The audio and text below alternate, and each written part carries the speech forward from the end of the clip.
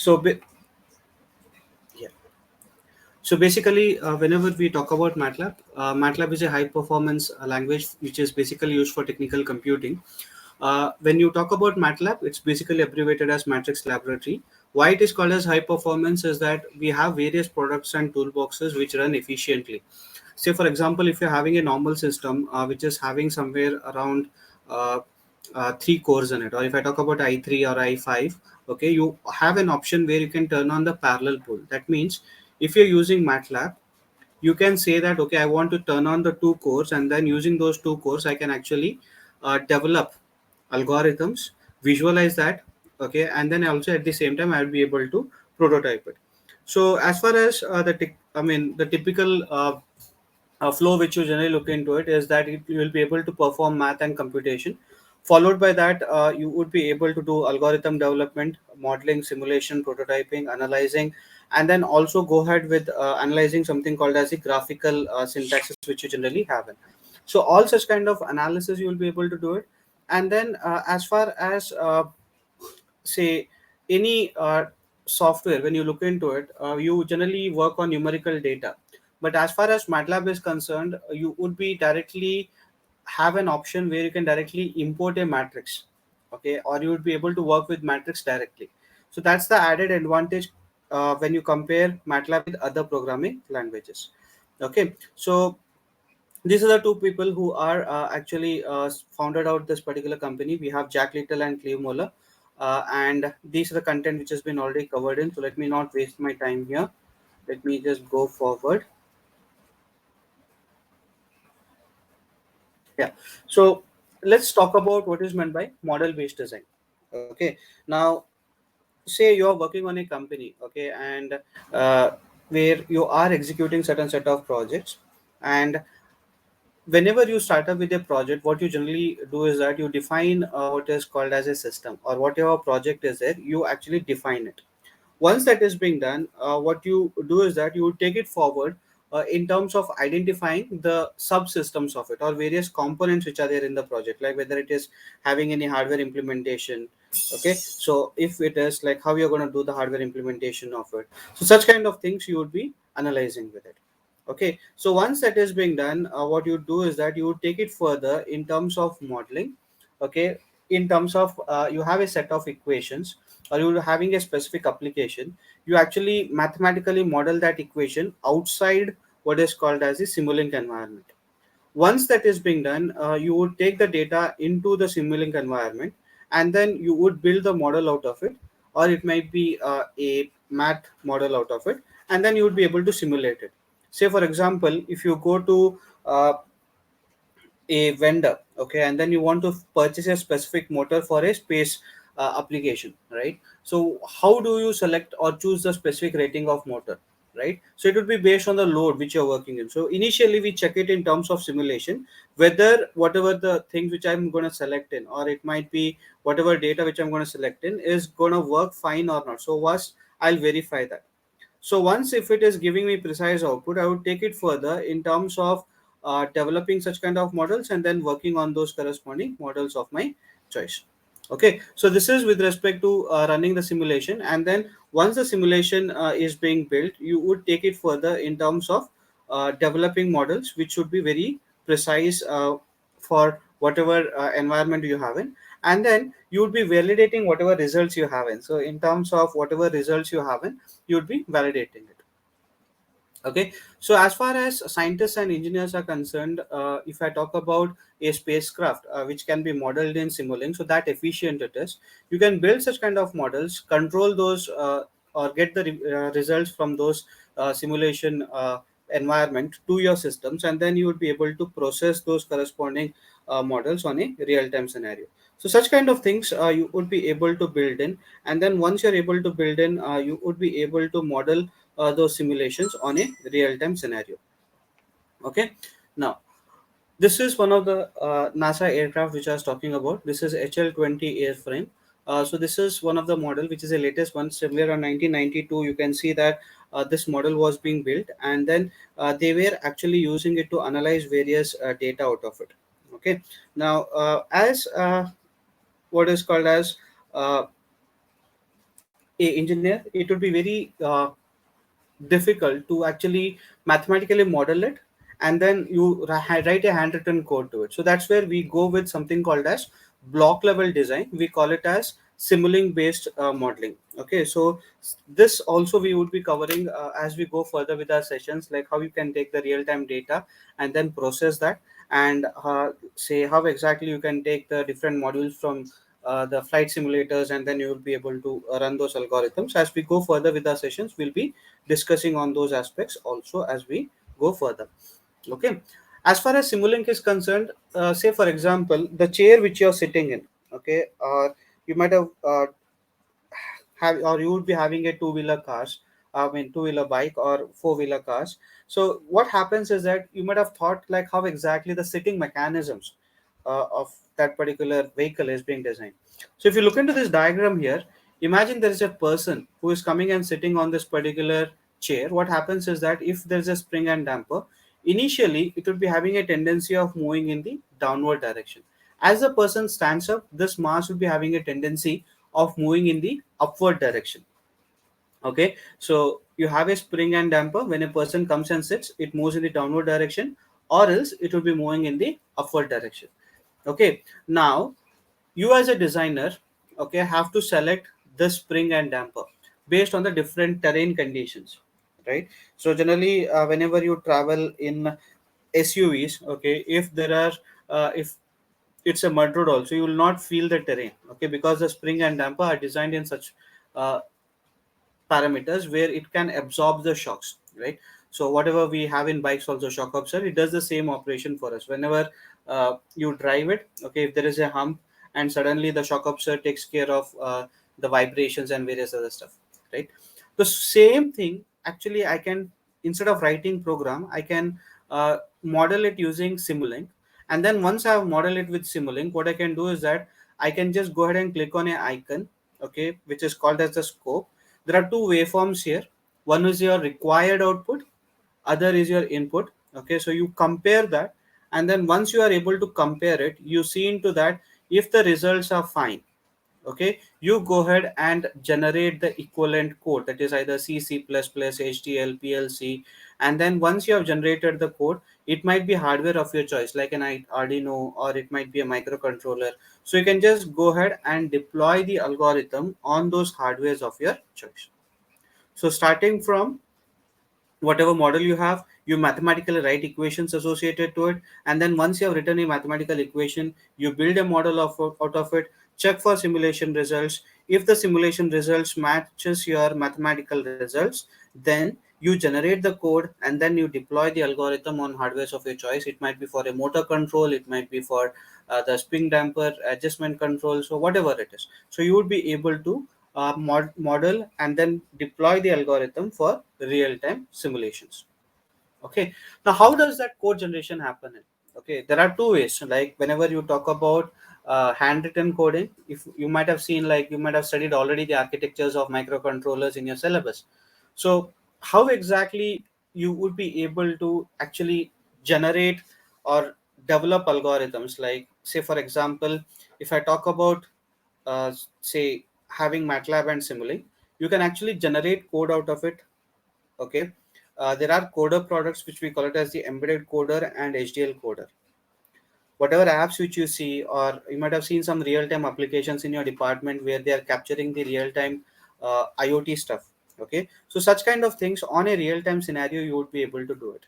So what is the role of an embedded coder is that it can generate C++ code to you. Say for example, you are using a microcontroller, ARM, you might be having a Samsung mobile phone with you, right? You can take up those hardwares, and then using those hardwares you can actually generate code like C++ and deploy the algorithms. You can see there is one more device which is called as programmable SoC. This board is called as your system on chip, or you might have seen this IC ARM. So aerospace with ARM, Quest Global or Continental, Boeing. So these are different companies which hire engineers in this area. Because in India, they actually develop algorithms in Simulink, and then once the Simulink algorithms are developed, or algorithms in MATLAB, you have to deploy those on hardware and then perform the testing of it. It might be a small motor which is there inside the aeroplane, or it might be different sensors which are there inside the cockpit, right? You might collect that data, process it, and then write the data into the cloud, right? But you have to have a hardware to do the processing. Getting it? So imagine you write a handwritten code and do the development. It would be tedious. But in MATLAB, there are already inbuilt functions which can reduce. Like if you know the flow, you as a person can actually write the algo using MATLAB. And then again in MATLAB, if you're finding it difficult, you have a Simulink approach also, where you can mathematically drag and drop blocks, and then using that you can generate code and then deploy the algorithms on hardwares of your choice. It might be an Android phone, it might be a BeagleBone, it might be an ARM, it might be an FPGA, or it might be an HDL coder, or VHDL or Verilog, or it might be FPGA of that matter. Nowadays you see mobile phones which are very sleek and very slim, right? And then I mean 2 years back there was this Leo TV, a mobile phone which was of 16 nanometer, 1/6. Okay, imagine the size of the transistor.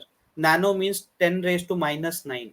An IC of that size, that means a transistor, the NPN transistor, whatever you study in basic electronics, okay, a transistor in terms of 10 raised to minus 9. Why they are developing is that if you are having ICs or transistors of very small size, what would happen is that it would consume less amount of power. If it is consuming less amount of power, whatever mobile phones you have, if you charge the battery for 1 day, it would last for 3-4 days. And then it's not far that when the 12 nanometer or say 6 nanometer technology files, which currently Intel is working in, when they come up with their mobile phones or their processors, right? You would be having mobile phones, once you charge it would work for, I'm talking about the touchscreen mobiles, which would work for at least say a week, right? So such kind of technology people will work. And then here, whenever you want to deploy the algorithms on field programmable gate array, ECUs, what they call, right? Electronic control units, right? Or black box in aeroplanes, right?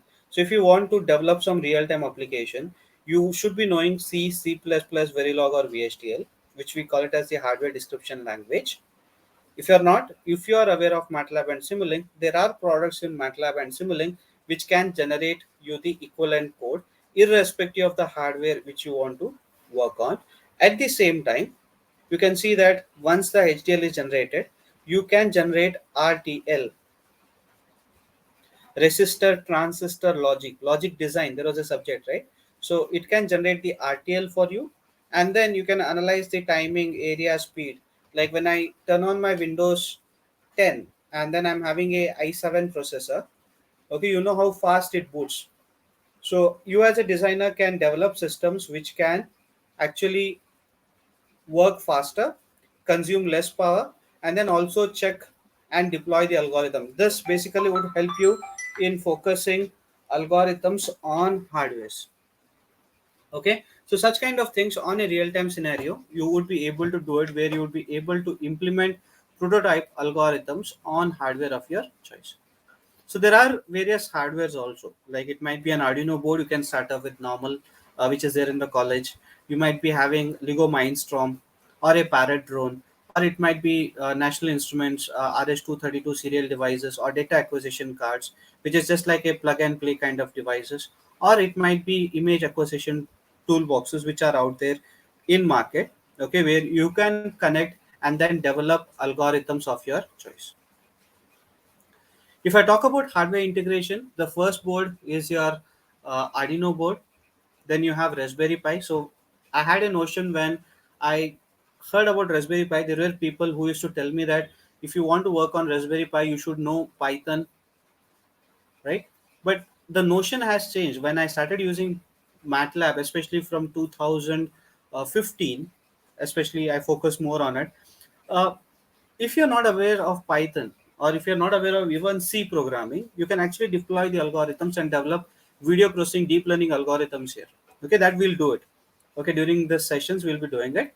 We also have boards like BeagleBone Black, Zinc, or it might be VX4 or DSP platforms, which you can use in and then you can deploy or develop algorithms in MATLAB, check the simulation results, and then deploy it on hardware of your choice. What do engineers and scientists who work in industries like NAL, HAL, which is the PUCs, or it might be IBM, Continental, KPIT, KPMG, do is that they develop applications in MATLAB, and then these applications are loaded onto an enterprise. Okay, so what happens in enterprise is that you'd be having a desktop application, you'd be having a web application, and a database for it. Okay, so what does this particular thing do is that you would be using these databases, and then you can use those applications on a real-time scenario. Like I had shown you ThinkSpeak kind of applications and all, right? So where you can read and write data. Say for example, I'm having a sensor which is being placed in UK. I can actually visualize what is the temperature there, what is the humidity there. I can turn on, turn off devices which are being placed remotely. So such kind of applications you would be able to do. So let me just minimize this and let me just come back to MATLAB here. So I hope everyone is here. How many are there? Okay, 28. Give me one sec. Let me just take the attendance. Okay. So everyone come back here. So this is the generalized UI in MATLAB. Okay, this is generalized UI in MATLAB. We call it as the graphical user interface. This is extensively used, okay, in terms of programming in MATLAB. Now, what I want you to do is that whatever I type here, need not worry. Just go on typing it in your systems, and let's see like how things work out. Okay, so that's what we will be doing right away. Okay, so just open up MATLAB. If it is open, let's go ahead and start coding here. Everyone go ahead and open up MATLAB. I'll take another 1 minute so that MATLAB is open in your systems also.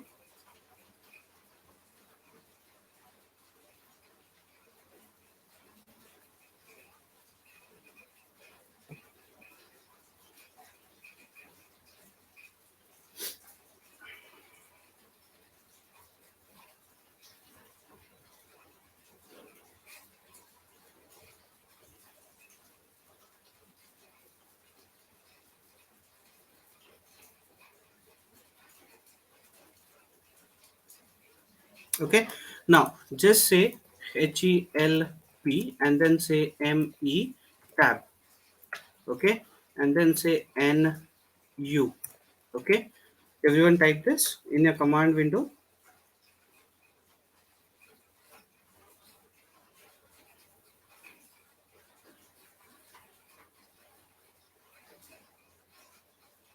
And then press enter.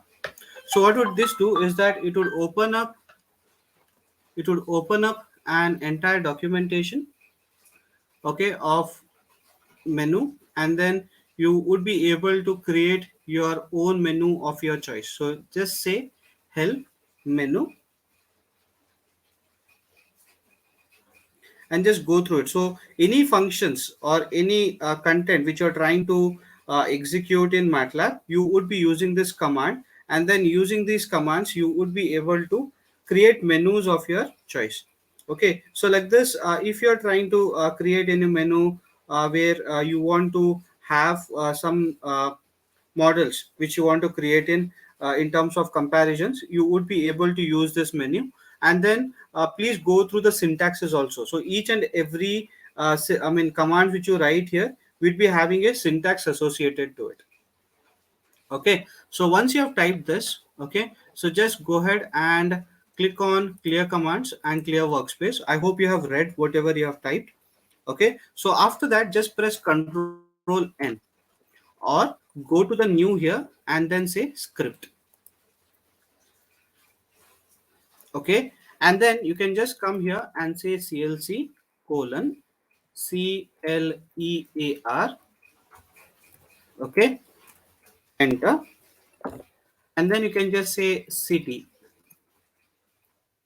equal to, I'll be using the same command menu, and then I'll use big bracket, I'll use colon, and then you can just say select a city from the menu. Select a city from the menu, and then followed by that you can just say three dots, enter, double quote, you can just say Bangalore,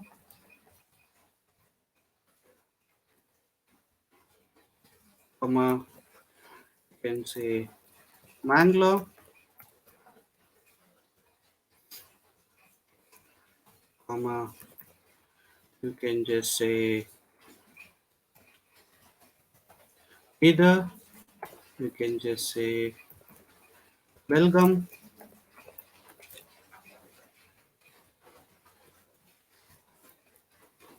Okay, why I've used this three dots is that it is continuation. Okay, so after three dots you have to give a space.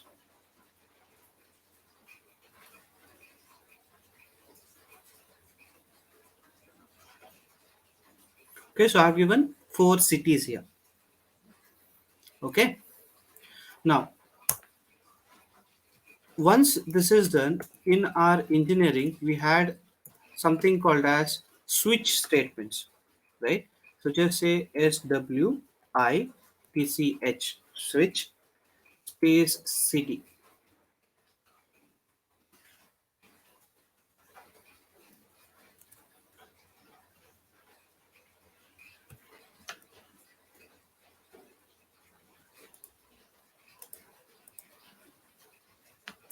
Okay, and then you can just say case space one, and then to print we had used printf, but I'll be using something called as f print f now. Okay, and then I have to mention some pricing there, so I'll use single quote, and then I'll say it's in the dollars, somewhere around $450 would be the rent slash n, and then you can just put a semicolon there.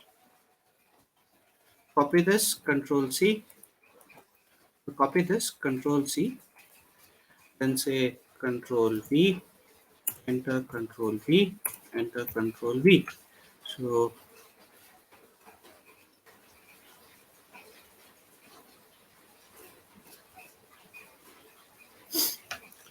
just arrange this.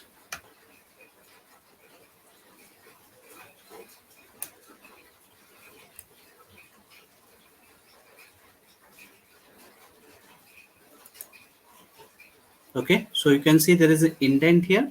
Just select that and then say indent.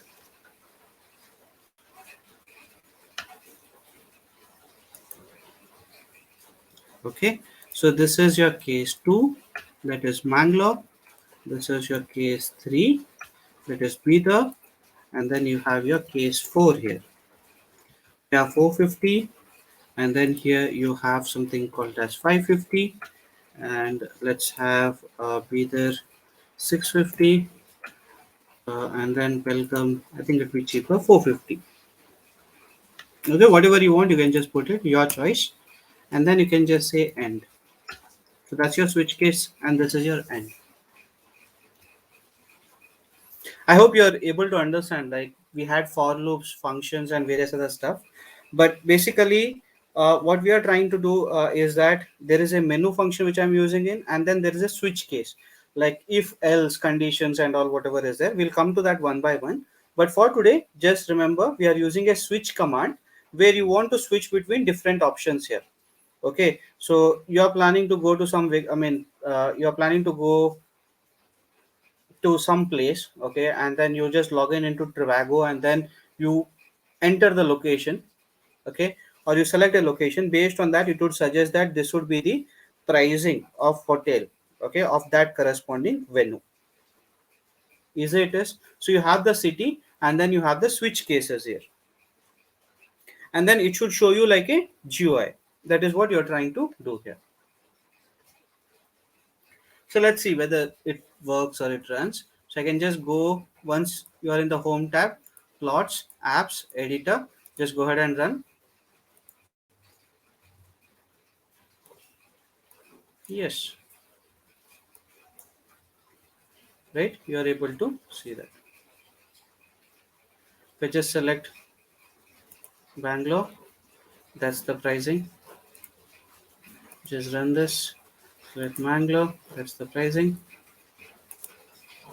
Select Bidar. That's the pricing.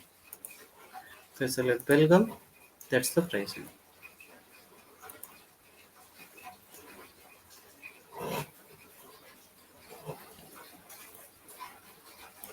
So this gives like how easy switch condition is. So whenever we study programming, they give you examples like this that would be very easy to remember. Okay, so that's the reason I'm taking small examples which helps you understand what is meant by switching, how exactly you can write switch statements, right? So it's a simple menu which I've used where you want to select these dots. Okay, these dots would be basically continuation of that particular syntax. You can enter multiple names here. Okay, based on that you can come up with the case. How did you give this case is based on the city variable which you have passed. Switch city between 1, 2, 3, and 4. That is case 1, case 2, case 3, case 4. Print f, basically, did we use printf anytime way back? Okay, so if you want to print, okay, you will be using print f percentage dollar, so such kind of things we are used, but today we are using f print f.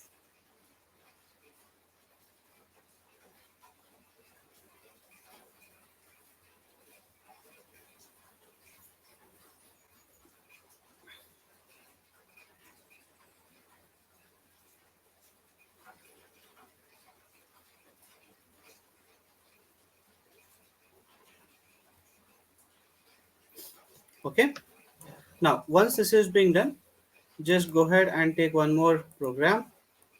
Just click on that plus, copy this line, control C, control V, or paste it. Okay, now once this is being done, what you can do is that you can define a variable called as die.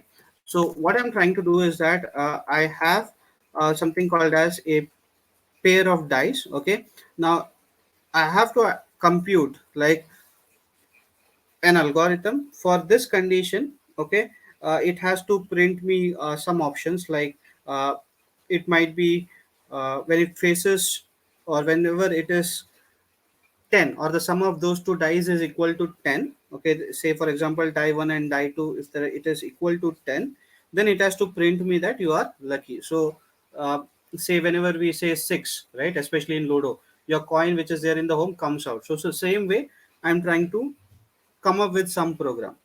Okay, now for that I'll be using a function called as rand. Okay, so I hope we remember rand. It's a special matrix. So you can just go here and then say rand of 3. What does this do is that it gives a matrix of 3 cross 3 of random numbers. You can see that here. You can just say up, enter. So you can see every time it changes. Again you can just go enter. You can see it is giving you. So I'll use this. So I don't know because the die would give me some combination. So that's the reason. What I'll do is that I want RAND, but it should be an integer. So that's the reason RANDI. So if I say RANDI of 3, you can see it would give me a numeric or a integer value. So I'll just say RANDI. Okay. Now, once this is being done, I'll go back here to the program. I'll just say 6, comma 1, comma 2. Okay, because it has 6 faces. Okay, I'll be throwing it once, and then how many dice are there? Total 2 dice are there. I'll put a semicolon there. Now comes the condition. What is the condition? If, since there are 2 dice, I can just say D I E die of 1 plus die of 2. Okay, equal to operator is like you have to give 2 equal, and then you can just say 10, and then you have to print f print f. That's a function which we generally use in. If anyone wants to know more about it, what do you have to do? You have to go and type help f printf in the command window. You can use flower bracket because you are passing a character. What was the character? You should say you are a lucky guy or a girl, whatever you want to put in. You are lucky. I'll just keep it like that. Okay, lucky slash n. That is what I want to type in. So that's the syntax. And then I can just say end.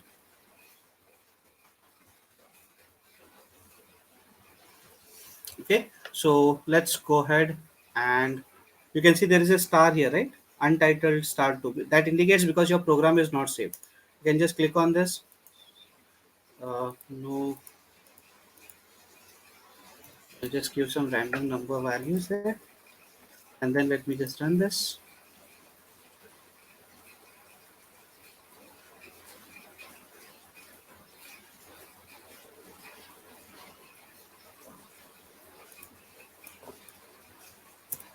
So it is 4 and 2. We again run it.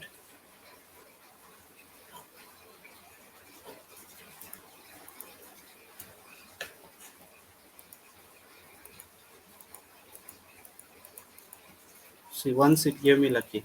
Yeah,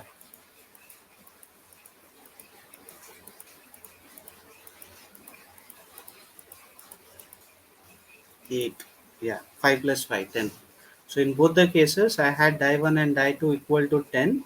Then it is printing me that you are lucky. Just small if condition. How you can use the if condition based on whatever program you are using it. These are small if conditions which you can use in and then come up with various programs. So observe here, I am repeating the program what I have written. Rand is basically a function which is there in MATLAB. So if I say rand of 3, it would give me this. If I say randi of 3 or 4, I'll say, it gives me a integer value. Now I'm having a die, okay, okay, where the total numbers in a die is 6. So that's the reason this is 6. I'll be throwing the die for how many times? 1. And then basically I have total number of dice are die 1 and die 2. If there is 3, you can just mention it as 3. Okay, and then when I run this randomly, it will, when the sum of die 1 and die 2 equal to 10, it has to print in the command window. For that, there is a function called as fprintf, and then you have to mention that you are lucky. So if you're able to get that, then that condition would satisfy. Okay, now say for example, we had to drag and drop this, right? So every time when I say it is 1 and 3, imagine I want to display what is die 1 and die 2. How do I do that? So just copy this, Control C, take a new program once again, Control V,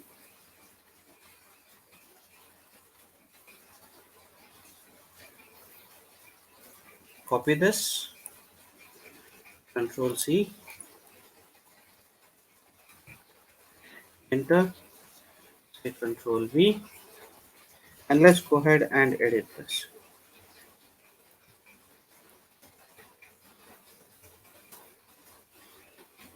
You can say first is, you can use a ash is. So that's what I wanted, and then I can use a percentage D.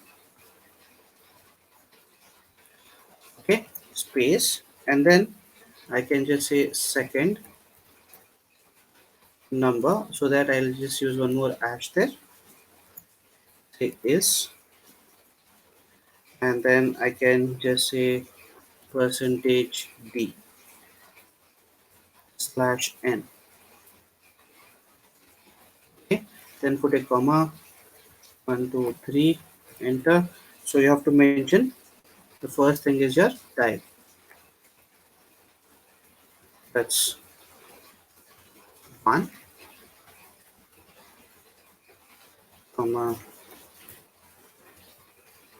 See, the variable name should be same. If you say small letter die, it would give you an error. And then are we missing any bracket? Yes. So this f print f, this bracket has to be closed. So actually you can write it continuously till here if you're not putting 3 dots, but this looks neat and systematic. So that's the reason die 1 and die 2.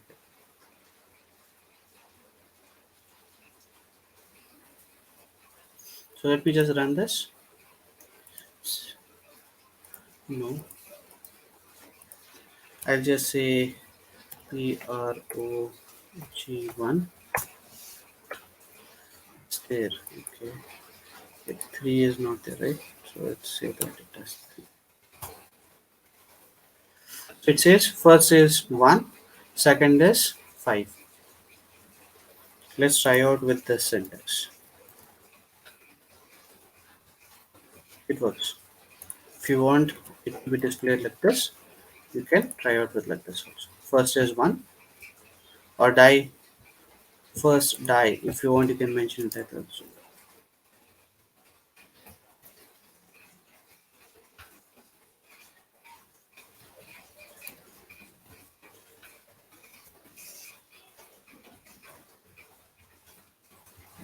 The first die is 2, second is 4.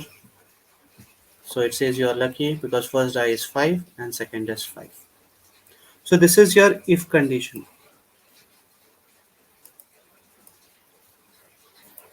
I hope now you would understand like how exactly if conditions can be used, and then you would play around with it.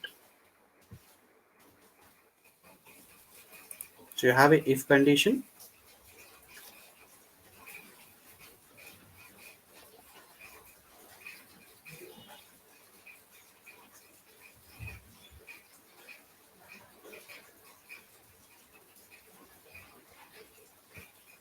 So if someone asks you, okay, especially when you go to interviews or anywhere, what is meant by if, can you give an example? I think this is one of the simplest thing. You need not by heart also everything. If you remember only till here 4 lines, 1 2 3 4, that's nothing but your if condition. Say this need not be the condition, you can come up with your own conditions also, right? Now once this has been done, copy this, and then you can just say control C here. So let me just take a my board.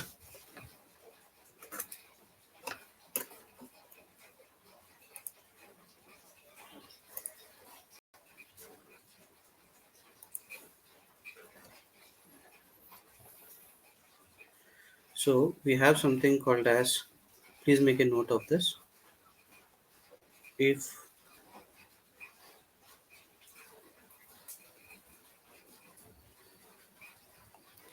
else structure.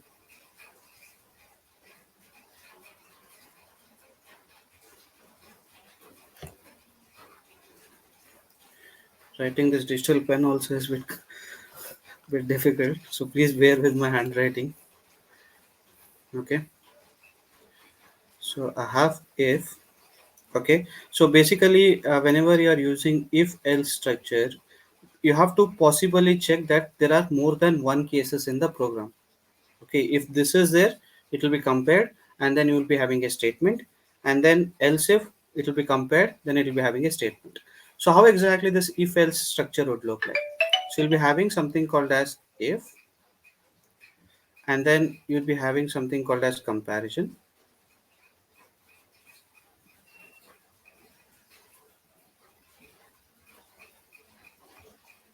Okay, followed by that you'll be having a statement,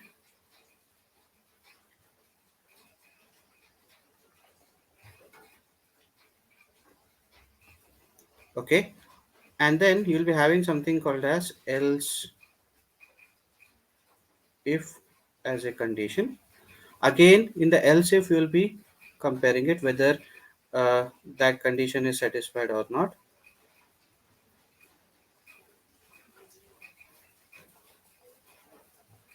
Followed by that, there'd be one more statement,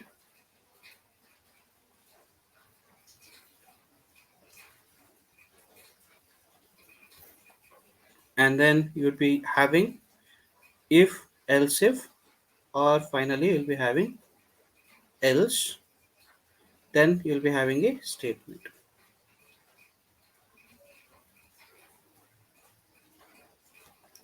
And then followed by that, if there is a if, there should be an end associated. Now, first you'll be having comparing it with if. So if this condition is satisfied, then the output would be this. If not, compare your input with this. For that else if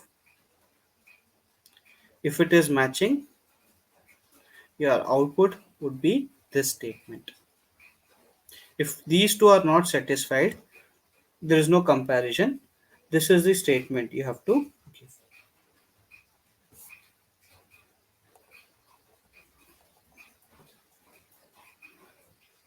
Say x is equal to 10. Here you have done some computation, and then in the computation you have found out that the value what you have received for x is somewhere around 6. You are comparing it. 10 is equal to 6? No. So this comparison doesn't hold good. So this statement doesn't hold good. Again, you are comparing this in this statement.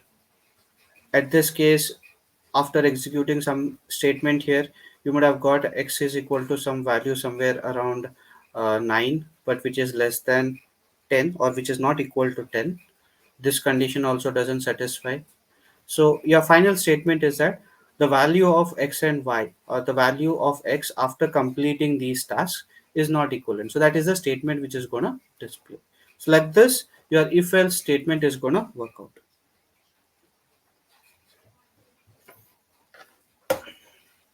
Okay, so let's take one more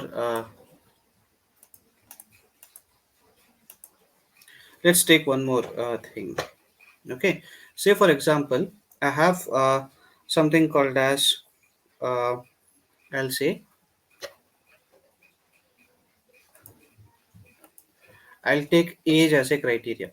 Okay, so for example, you are having something called as age.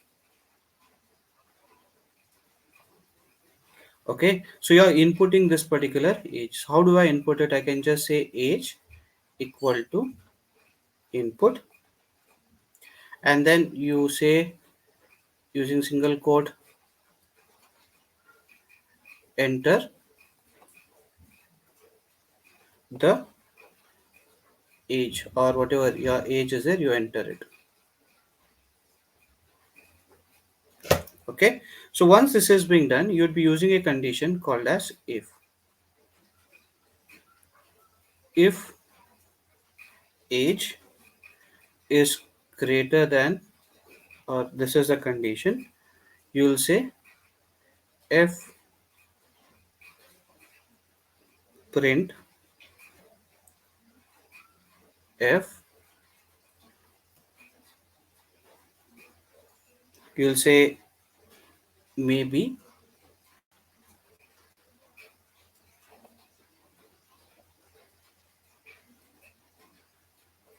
there is no school. Okay, or else you will say else if f print f, this syntax will execute. Okay, again After this, if you want one more else if, you can just say else if, again f print f. There'll be one more condition that you can use in. Finally, you'll have else,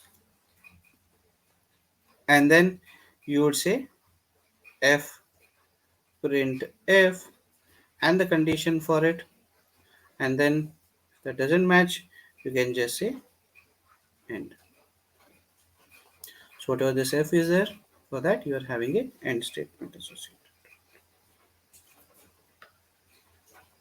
Okay, so if else if else if, okay, so like that you can go ahead and then use the else if condition in your program. Okay, so like this your syntax would follow it. So let me just go ahead and clear this.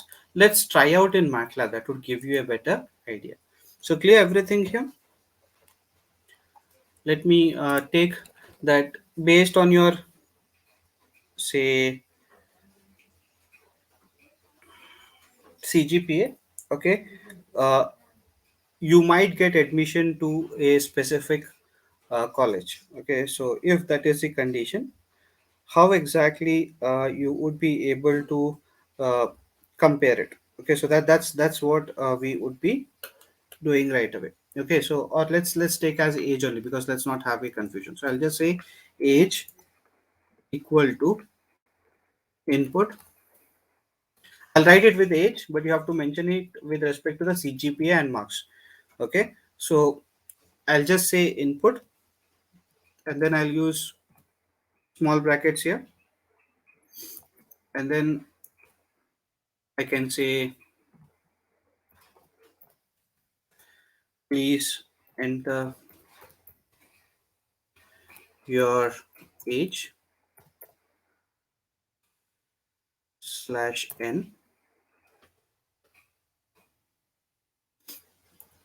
Okay, you can put a semicolon, and then you can just say if age is less than space 6, if printf. That's basically, you can just say uh,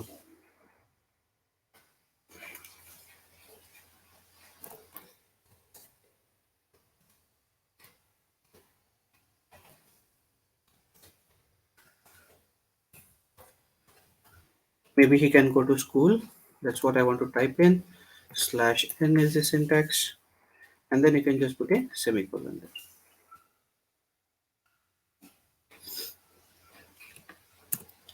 Okay, the next condition, what is that? Else, as soon as I say else, okay, if it is not, you can have only two statements, but I'll use else if twice or thrice. Okay, so else if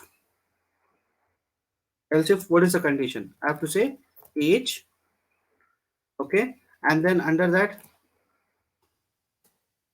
is greater than 13. Okay, what I'll do is that, let me just go here, copy this, control C, enter, control V, and let me just copy this, control C. Okay, now I'll just say age is equal to is greater than 13. He can go to middle school, or I can just say uh, primary school. Okay, so in US we mention it as middle. Yeah, so I can just say control and just say 18. You can go to,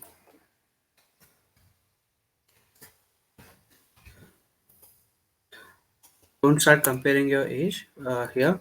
Focus on the algorithm. Okay, so I don't know, I have not counted like at what age students get admitted to school or high school. Okay, so he can go age 26, he can go to an engineering college.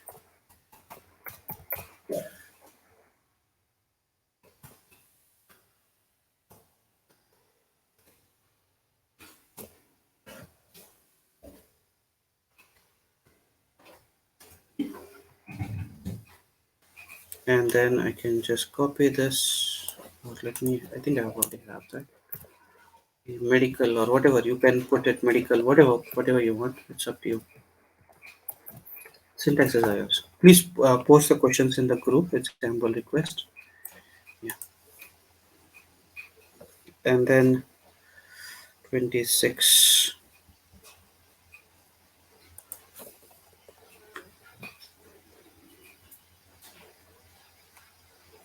Mm, I can just say 28. Go forward.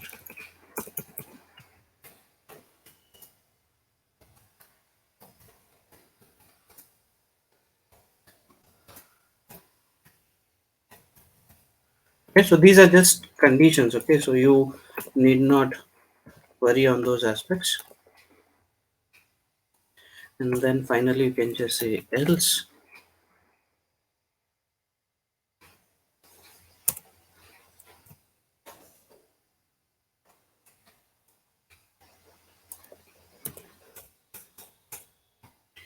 Else, you can just say printf.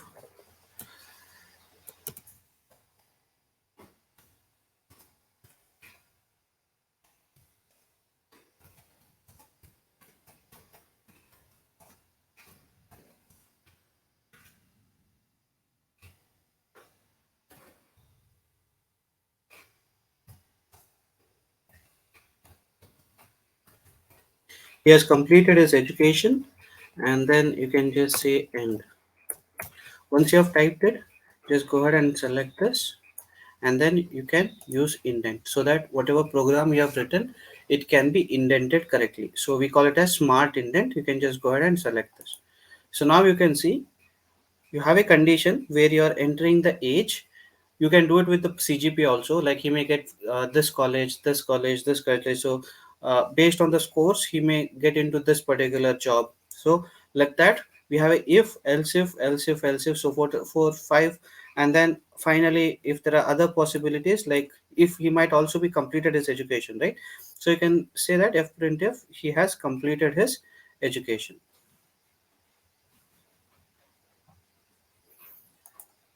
Okay, and then finally you'll be having an end statement for it. So that's basically the program. Let's go ahead and save this first. ROG4. Don't save the program in the name of a function. We'll say enter the age. I'll just enter it as 12. Maybe he may go to high school. Again, let me run this. I'll just say 34. I want to say that he has completed his education. If I say his age is 18, maybe he may go to a medical or engineering college. Okay, or I'll just say that graduation.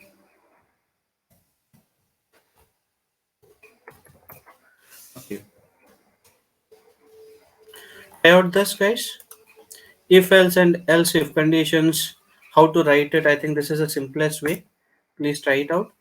I've given the code in the uh, chat also. Please try it out parallelly.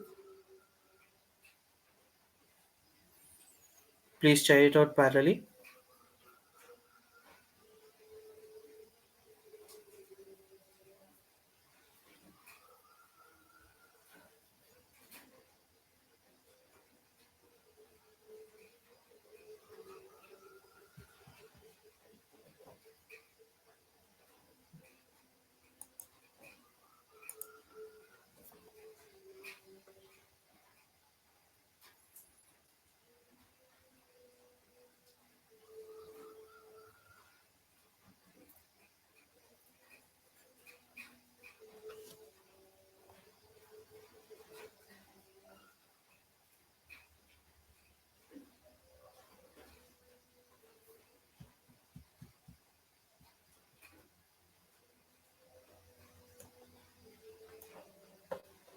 Okay. Now inside if you want to have some relationship operators, how do I use that? So what I'll do is that I'll just go ahead and copy this for now, and then let me just go ahead and edit this one only. I'll just say Control V. Total. Let me just remove two else if conditions here, which are not required. I have removed two else if condition, and I'm editing the same thing. Okay. So I have a condition here. Okay. So if the age is greater than 16, okay, or if it is less than 16, I can just say, let's say, I can just say fprintf no license in India will be issued. Okay, just else if age is between uh, or I'll just say less than 70, and then I'll use a and operator, and then I'll say age, okay, less than somewhere around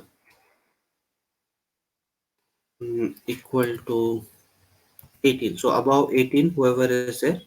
Okay, so that is a condition. If that is there,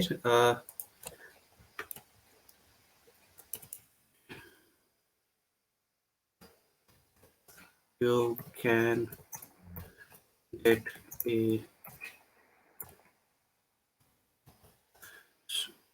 standard driving license.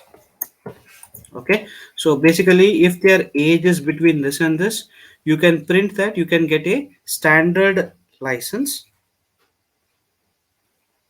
Okay, you can have one more condition here, so I'll remove, that's not I think that much I don't require. So if this is there, okay, uh, I would, if the age is greater than this, I would get this. If it is not, if it is between this and this, I would say that I would get a standard license. uh,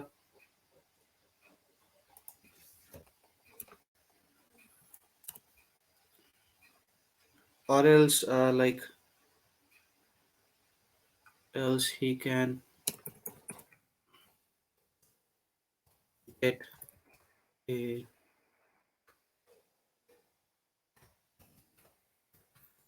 learning license. Okay, so just a program, so need not worry much on it. So let's go ahead and save this first. So I can just come down here and prog5 I'll give it, and then let me just save it and then run it, and just say 17, you can get a driving license.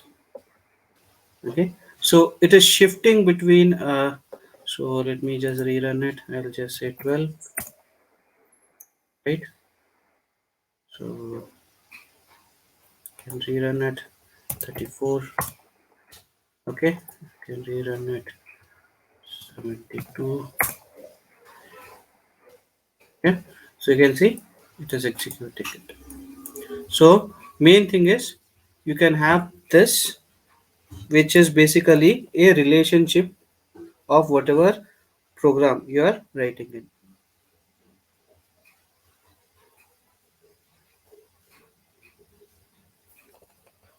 Say for example, I can use this Control C and Control V. I'm sorry, Control Z. Just take this one again. Control C space Control V. Here, let me just give 60.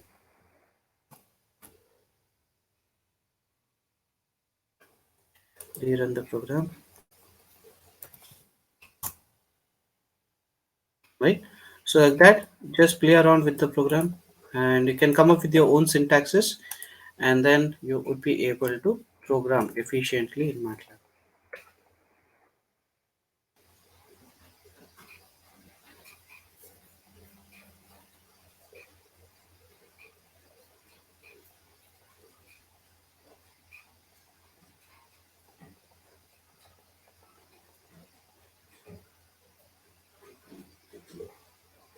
Okay. So to reiterate what we just covered, is let me just go ahead and start it from here. Okay.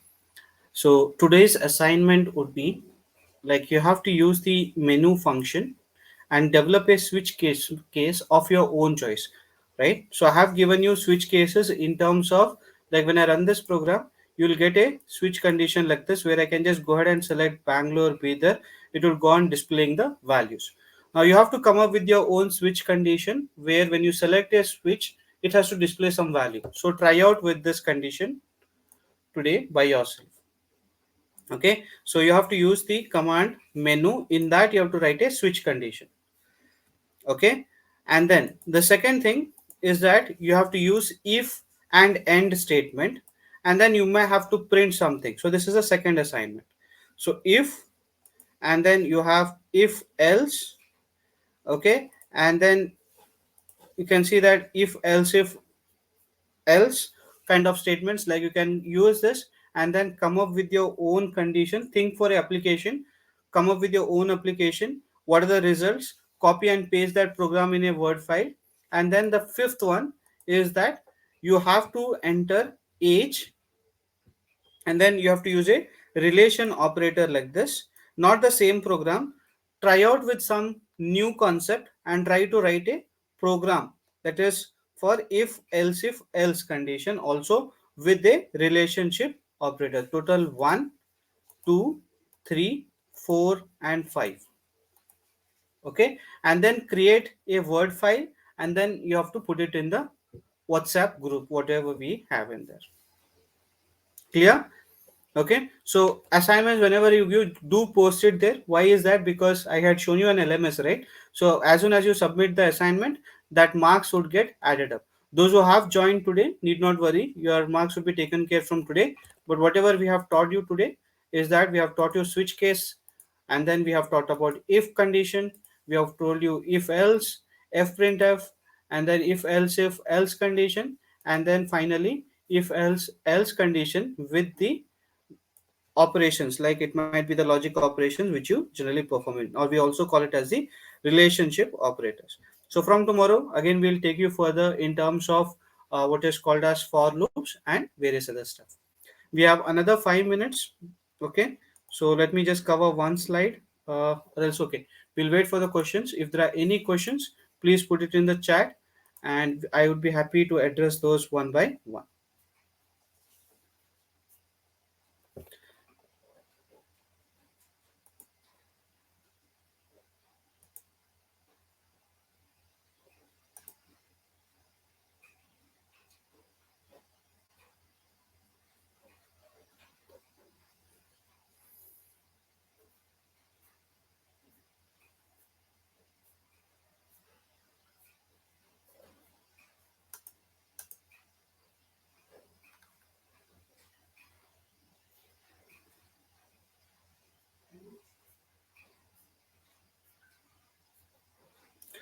Okay, then, guys, if there are no questions, we'll wind up for the day. We'll meet up tomorrow in the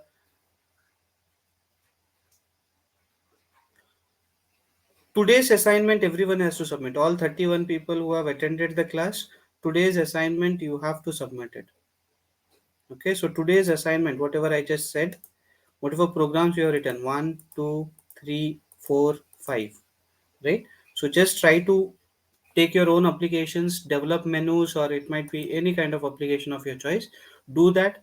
Whatever results, say for example, I would take the screenshot like this, and then one screenshot like this, and put it in a Word file and then share it across. Okay, it would take hardly 1, 2, 3, 4 programs to be already which is written. Just think on it and edit it.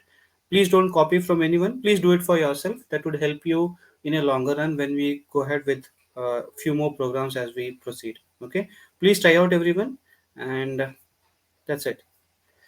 Okay, everyone has to submit it by tomorrow before the class. Okay, or we'll have the deadline tomorrow 5. Okay, so whatever it is, take a screenshot of it. You know that, right? Like how to take screenshot. Just go here and type sniping. So this is a sniping tool. Just say new, and then if you want to take the screenshot of this, just select this, and then take a Word file,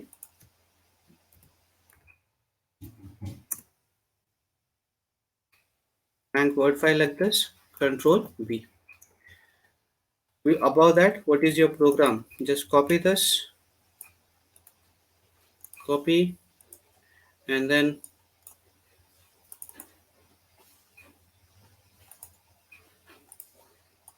remove this, and then you can just put your program, right? I'll arrange it correctly. Reduce the font size to 10 and tell what is your program all about, and then whatever results you have got, paste it below that. Say for example, this result you want to take the sniping tool and then paste it inside that word, and save this and then share it across to us. Okay. Yeah. Okay then, guys, that's it from my side for today. Thank you for your patience hearing. See you. We'll meet tomorrow then. Take care. Bye. See you.